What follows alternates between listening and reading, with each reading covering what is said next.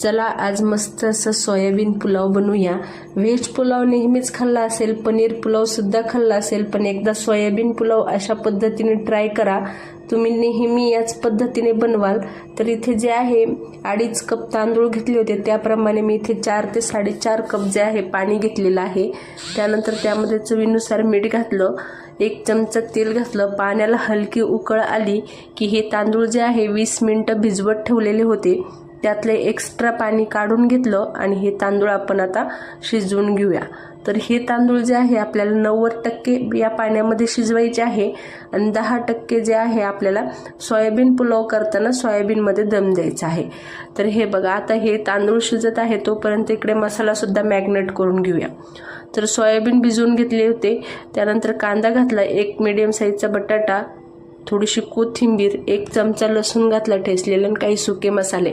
तर सुके मसाल्यामध्ये काश्मीरी मिरची पावडर, थोडीशी हळद, त्यानंतर गरम मसाला, बिर्याणी मसाला आणि तिखट मिरची पावडर अशा पद्धतीने जे आहे सर्व मसाले घेतले।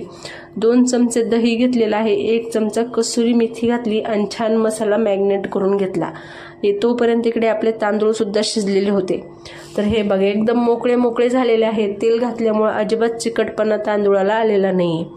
चला आता आपण लगेचच सोयाबीन पुलावला दम देऊन घेऊया।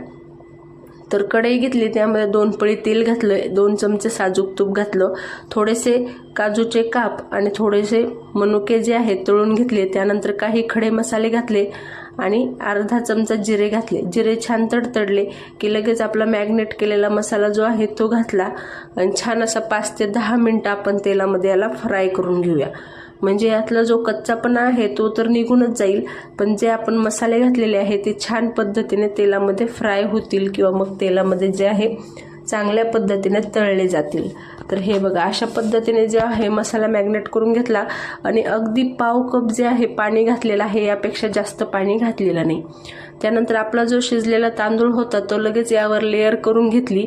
1 लेअर करून झाली की थोडेसे काजू मनुके जे आपण तळून घेतले होते ते घातले। त्यानंतर केसरचं दूध सुद्धा घातलेलं आहे चमच्याने आणि त्यानंतर दुसरी सुद्धा लेअर याच पद्धतीने करून घेतलेली आहे। तर हे बघा, दुसरी लेअर झाली की लगेच आपण यामध्ये थोडेसे काजू बदाम जे मनुके होते तळून घेतलेले ते घातले आणि केसरचं दूध घातलं। आता केसरचं दूध जे आहे अर्धा तास अगोदरच मी भिजवत ठेवलेलं होतं आणि थोडासा दालचिनीचा तुकडा जो आहे तो थोडासा जाळून जे आहे आपण याला 5 ते 10 मिनिटं दम देऊन घेऊया लो फ्लेमवर। सविस्तर रेसिपी पाहण्यासाठी खालील दिलेल्या त्रिकोणी बटनावर क्लिक करा।